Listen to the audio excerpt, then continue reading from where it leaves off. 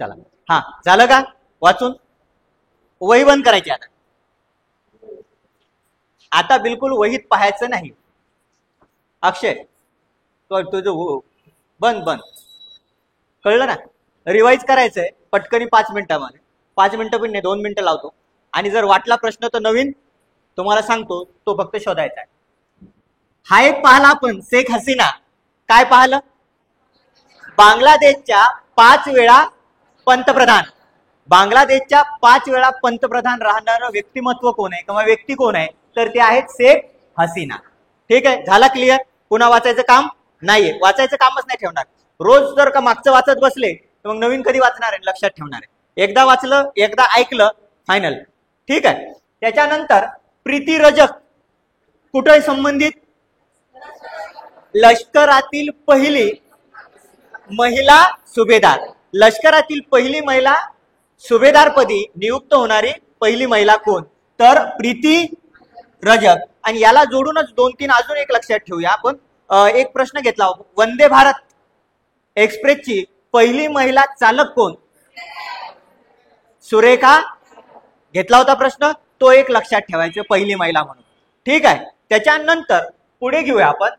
Doctor Arvind Panagariya 16व्या वित्त आयोगाचे अध्यक्ष. आता वित्त आयोग कोण नेमतात?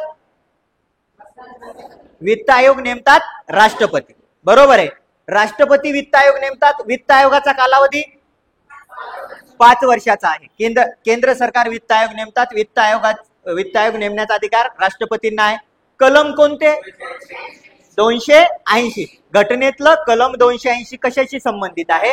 वित्त आयोगाशी संबंधित आहे. आणि पनगडिया साहेब हे जे आहेत डॉक्टर, हे कितव्या वित्त आयोगाचे अध्यक्ष आहे? 16व्या वित्त आयोगाचे अध्यक्ष आहे. हे लक्षात ठेवा, 16व्या वित्त आयोगाचे अध्यक्ष. ठीक आहे. त्याच्यानंतर हा एक शब्द लिहिलाय मी, बिहार.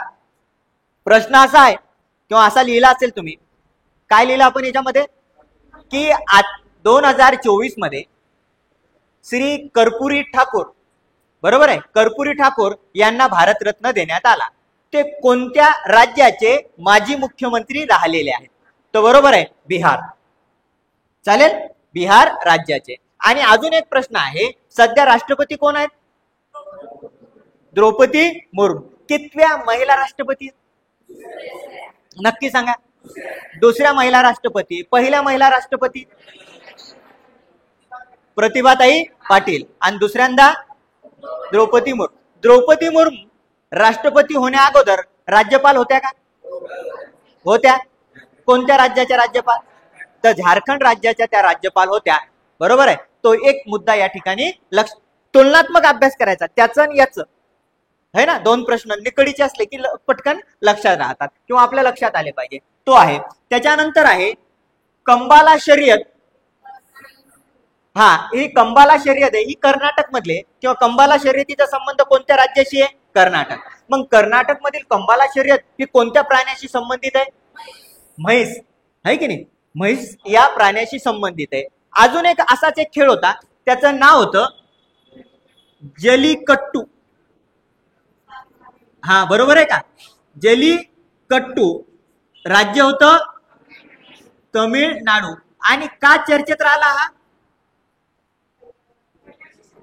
बैलाची शर्यत होती, का चर्चेत राहिला? बंदी घातली होती त्याच्यावर बंदी घातली होती ना, म्हणून तो खेळ चर्चेत राहिला. आपण एवढं लक्षात ठेवू, जलीकट्टू या खेळाचा संबंध कोणाशी आहे? तमिळनाडूशी आहे. ठीक आहे. म्हणजे कंबाला, जलीकट्टू आणि महाराष्ट्रातली बैलगाडा शर्यत. बरोबर आहे. आता असं नाही म्हणायचं ना बैलगाडा शर्यतीत कोणता प्राणी वापरतात, नाही ना. ठीक आहे. पण एक नाव महाराष्ट्रात आणि सोशल मीडियावर खूप चर्चेत राहिलं बैलगाडा शर्यतीसाठी, आणि त्याचं नुकतं निधन झालं. तो एक प्रश्न लक्षात ठेवा. ठीक आहे, की बैलगाडा शर्यतीला ज्या व्यक्तीनं खूप मोठं केलं, महत्व प्राप्त करून दिलं, त्या व्यक्तीचं नाव होतं पंढरीनाथ फडके. पंढरीनाथ फडके असा जर माझ्यासारख्याने पेपर काढला तर मी विचारेन प्रश्न, पंढरीनाथ फडके हे नाव कोणत्या क्षेत्राशी संबंधित आहे? संगीत, साहित्य, कला आहे की नाही, किंवा बैलगाडा शर्यत. तर हे एक नाव लक्षात ठेवायचं, पंढरीनाथ फडके. ते चर्चित व्यक्ती असतात ना, ते एकदा वाचून घ्यायचे. आणि ज्यावेळेस आपल्याला परीक्षेला जातो तर 4 ऑप्शन असतात, पटकन लक्षात येतं ते. ठीक आहे, पुढे गेल्यानंतर पुढे हा एक आहे कृष्णा आणि वेण्णा या नद्यांचा संगम, कराड सातारा. जुना प्रश्न आहे, नेहमी येणारा प्रश्न आहे, काही चर्चाचा काही भाग नाही. त्यानंतर हा आहे कालीसरा प्रकल्प, कोणत्या नदीवर आहे? साधा प्रश्न आहे, काही अडचण नाही. त्यानंतर इथून घेऊ, मोहम्मद मुइज्जू कोणत्या देशाचे राष्ट्रपती आहे? मालदीवचे राष्ट्रपती आहेत. ओके, झालं. हे फक्त तात्पुरतं वन लाईन मध्ये लक्षात ठेवायचं. जस्टिन ट्रुडो पंतप्रधान आहे कोणत्या देशाचे? कॅनडा. आणि एक प्रश्न आता तुम्हाला विचारतो, भारतीय राज्यघटनेमध्ये बघा एक शब्द आठवला की काय आठवते? भारतीय राज्यघटनेमध्ये जे जे आपल्याला चांगलं वाटेल, ज्या ज्या गोष्टी सगळ्यांच्या हिताच्या आहेत, त्या डॉक्टर बाबासाहेब आंबेडकरांनी घटना लिहिताना त्या त्या देशातून घेतलेल्या आहेत. बरोबर आहे. घटनेचे अनेक भाग, अनेक कलम हे आपण बाहेरच्या देशावरून घेतलेले. तर कॅनडावरून आपण काय घेतलेले? कॅनडाच्या राज्यघटनेतून आपण काय घेतलेलं आहे?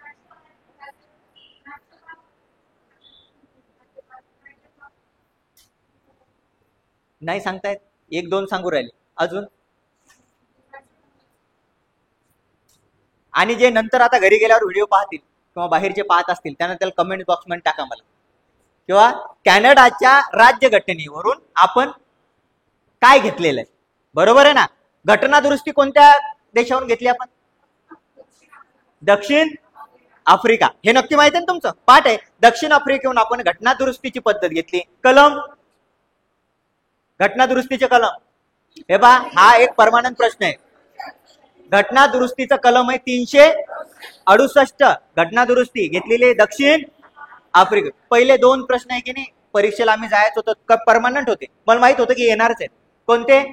घटना दुरुस्तीचे कलम सांगा. 368. आणि अजून एक प्रश्न परमानंट होता, जम्मू काश्मीरच्या संबंधित कलम सांगा. 370. आता तुम्हाला जर असा प्रश्न एक दोन पेपर मध्ये ऑनलाईनचे विचारला, कोणते कलम आता रद्द करण्यात आलेले? 370. कोणत्या राज्याशी संबंधित होतं? जम्मू काश्मीर राज्याशी संबंधित होतं. भारतात आता किती राज्य आहेत? भारत हा संघराज्य आहे ना, बरोबर आहे. हा, तर मग भारतात राज्य किती आहे सध्या? 29 नाहीत का? नाही. मग भारत हा 28+, कसं सूत्र करू आपण? चालेल का? 28+8 केंद्रशासित प्रदेश भारतात आहे. कॅनडावाला मला कमेंट्स मध्ये टाका. ठीक आहे, जे घरी पाहत असतील ते टाका, आणि तुम्ही जर पाहिलं तर टाका की बा कॅनडाच्या घटनेवरून आपण काय घेतलेलं आहे का? पण काही घेतलेलं आहे ना. ओके, चालेल. म्हणजे तेवढं माहिती आपल्याला. त्यानंतर सध्या, आणि सध्यासाठी एक शब्द वापरला जातो, विद्यमान. हा, विद्यमान म्हणजे वेगळं काही नाही. विद्यमान म्हणजे सध्या. विद्यमान पोलीस महासंचालक कोण आहेत? रश्मी शुक्ला ह्या आहेत. आणि आता तुम्हाला यावेळेस असं लक्षात येईल, 2023-24 मध्ये खूप मोठ्या मोठ्या पदावर महिला आहेत. बरोबर आहे ना. खूप मोठे मोठे पद जे आहेत, आता पोलीस महासंचालक हे पोलीस खात्यातील सर्वात मोठं उच्च दर्जाचं पद आहे ना. पोलीस खात्यातील एक साधा प्रश्न पहिले विचारायचे पोलीस भरती, आता नाही विचारत बरं. आता साध्याच्या नांदी लागायचे नाही. साधे प्रश्न बसले ते ठोकळा घेऊन, सर 50,000 प्रश्न. 50,000 कधी वाचा आणि कधी लक्षात ठेवा? नाही नाही नाही, काय करायचा? तुलनात्मक अभ्यास करा स्वतः. 100च प्रश्न वाचा, पण 100 प्रश्नात 400 प्रश्न तयार झाले पाहिजे. आपल्या बोर्डवर 10च लिहिलेले, आपण 10चे 50 करू शकतो, 100ही करता येतात. कळलं? तुलनात्मक करा, म्हणजे जास्त लक्षात नाही ठेवावं लागणार. नाहीत मग पाठ केलं ना त्याला तेवढंच आठवते. भारताची राजधानी दिल्ली, भारताची राजधानी नवी दिल्ली, भारत. हुकलं त्याला विचारलं मग भारताची आर्थिक राजधानी, ते नव्हतं बुवा त्यात. हुकलं ना. एखादं पहिले ते आम्ही लहानपणी भाषण द्यायचो ना, तर कागदावर पाठ, आणि त्यातल्या सरनं जर म्हणलं पुढं सरक जरसा, परत चालवतं ना, अध्यक्ष महोदय, गुरुजन वर्ग, इथं जाऊन सर होते जरसा पुढं सरक. हुकलं ते. आता काय होतं? असं होतं ते. पाठ केलं किती होतं मग सर म्हणतात पटकन कागद काढ, हा अध्यक्ष महोदय. आणि काही काही तर बंदा कागद बिन धरून वाचे, तर कागदा सगट हाले, अध्यक्ष महोदय. तर असं वाटत होतं की 2 असिस्टंट द्या, 2 पाय पकडणार त्याचे. पण आमच्या लहानपणी आमचे मास्तर डेंजर होते, शिक्षकाचे. कारण संस्कार हे घरच्यापेक्षा आमच्यावर शाळेत जास्त झाले. आमचे सण घाबरू राहिला का, चाल पक्की पकडायचे पाय, वाचतो.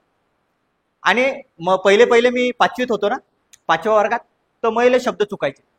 मग पहिली लाईन हुकली की तुम्हाला माहिती पाठ केला, एक लाईन जर हुकली तर पुढची सगळी हुकली. आमच्या सरनं मला एकच मंत्र सांगितला होता की हे बाय असं समजायचं बोलायला उभं राहिला की तुझ्यापेक्षा बुद्धिमान कोणीच नाही, तू एकटाच हुशार आहे म्हणून उभा आहे. आणि तेव्हापासून मी हेच समजलं की माझ्यापेक्षा हुशार कोणीच नाही, हुशार असते तर ते बी उभे असते ना. कळलं. आणि बिंदाच बोलायचं ते असलं ते. कारण आपल्याकडे एक आहे की चुकलं तर कोणी म्हणत नाही हो चुकलं ना तुमचं. असं एक अजून भाषण चालू असताना तशी पद्धत आहे का आपल्याकडे? तर ते चुकलं बरं, ते बाहेर आल्यावर सांग ते चुकलं होतं, पाहू दुरुस्त करू पुढच्या वेळी, काय मोठी गोष्ट आहे. चल पुढे झालं. पोलीस महासंचालक रश्मी. आणि हे पद जर बदलले तर ते पण लक्षात ठेवायचं, नाही तर तुम्ही परीक्षेला जा 2 दिवस आधी हे बदला. कळलं ना? हा, हे ह्या घडामोडी खूप होतात परीक्षेच्या टायमाला. त्याच्यानंतर आहे 4 स्टार ऑफ डेस्टिनी. हे पुस्तक नाही आत्मकथा. बरोबर आहे ना? आत्मकथा कोणाची आहे? M.M. नरवाने. बरोबर आहे ना? माजी लष्कर प्रमुख होते भारताचे. आहे ना संबंध कुठेतरी? हा, तर एक लक्षात ठेवा, चर्चेत असलेला आहे. त्यानंतर आहे ऑस्ट्रेलियन ओपन 2024. त्यात एकेरी लक्षात ठेवा, त्यानंतर दुहेरी लक्षात ठेवा. प्रश्न पहा, एकेरी दुहेरी, महिला एकेरी आणि पुरुष एकेरी, हे प्रश्न थोडेसे लक्षात ठेवायचे. आपण फक्त काय घेतलाय? ओपन हा पुरुष घेतला बरं आपण, एकेरी, आणि तो लिहिला आपण डॅनियल मदवेदेव. ठीक आहे. थोडंसं मराठी इंग्रजीतलं लिहिताना थोडंसं इकडे होत असत, पण नाव तेच आहे. ठीक आहे, चालेल. त्यानंतर आहे जागतिक व्यापार संघटना. आणि जागतिक व्यापार संघटना म्हणजे WTO. बरोबर आहे ना? 2-4 याला खूप महत्व प्राप्त झालं कोरोनाच्या काळामध्ये की एक आहे WHO. बरोबर आहे ना? वर्ल्ड हेल्थ, याला खूप महत्व प्राप्त झालं. म्हणजे जागतिक संस्था काय हे त्यावेळेस अनेक लोकांना कळालं की काय असतात. नेहमी न्यूज चॅनलमध्ये मग लोकांना प्रश्न, अरे WHO आहे काय? काही लोक नुसते न्यूज पाहतात, WHO न हे केलं ते, मग नेमकं काय केलं? कळलं ना? तर त्या पद्धतीनं तर WTO वर्ल्ड ट्रेड ऑर्गनायझेशन मुख्यालय जिनेवा. ओके, चालेल. स्थापना म्हणजे खूप अलीकडची संस्था आहे, खूप जुनं आहे का? नाही. इंग्रजाच्या काळातली वगैरे? इंग्रज सरकारनं स्थापन करेल? नाही, काहीच नाही. ठीक आहे. 1995. त्यानंतर अयोध्या विमानतळाचे नवीन नाव काय? काय केलं? महर्षी वाल्मिकी. आता मला एक कमेंट्स मध्ये उत्तर द्यायचं तुम्ही की 2 प्रकारचे विमानतळ असतात. एक असते डोमेस्टिक आणि दुसरं कोणतं असतंय? इंटरनॅशनल. डोमेस्टिकचा अर्थ असा होतोय बुलढाणा चिखली, भारतातल्या नागपूर मुंबई. बरोबर आहे ना? नागपूर गोवा. चालेल का? अशा पद्धतीने डोमेस्टिक भारतातल्या भारतात वाहतूक, आणि इंटरनॅशनल भारतातून डायरेक्ट अमेरिका. बरोबर आहे ना? दुबई. कळलं? मग हे जे विमानतळ आहे अयोध्या मधलं, हे डोमेस्टिक आहे का आंतरराष्ट्रीय? इंटरनॅशनल आहे. ठीक आहे, तो एक फरक सांगायचा. कळलं ना? कारण कार्यक्रमाला खूप लोक आले होते ना. मग आंतरराष्ट्रीय आहे का डोमेस्टिक आहे याचं उत्तर मला द्यायचं. ठीक आहे. त्याच्यानंतर आपल्याकडं महाराष्ट्रामध्ये 2 जिल्ह्याचे नाव पण बदलले असं मला आठवतं. याच्यात अहमदनगरचं नाव बदललेलं. काय लिहिलंय? अहिल्या. अजून कोणाचं नाव बदललंय? उस्मानाबाद. काय ठेवलं? धाराशिव. जुनं नाव आहे ना धाराशिव. बरोबर आहे ना? आता उस्मानाबाद, धाराशिव. आणि त्याच्या आधी कोणतं बदललं होतं आपण? औरंगाबाद टू संभाजीनगर. औरंगाबादचं नाव बदलून संभाजीनगर. अजून काही बदल आहे का जिल्ह्याच्या नावात? नाही, तालुका जाऊ दे, जिल्हे लक्षात ठेवा. हा, मेन फोकस मध्ये जिल्हा लक्षात ठेवा. अजून आहे का काही? नाही. ओके. त्याच्यानंतर जलीकट्टू घेतला, पंढरीनाथ फडके घेतले आपण. अजून काही राहिलं का याच्यातलं? ठीक आहे. तर एवढं थोडंसं लक्षात ठेवा. काही विचारायचं का? नाही. शोधायचं सांगितलं ते कळलं? काय शोधायचं लिहून घेतलं? ठीक आहे, चल.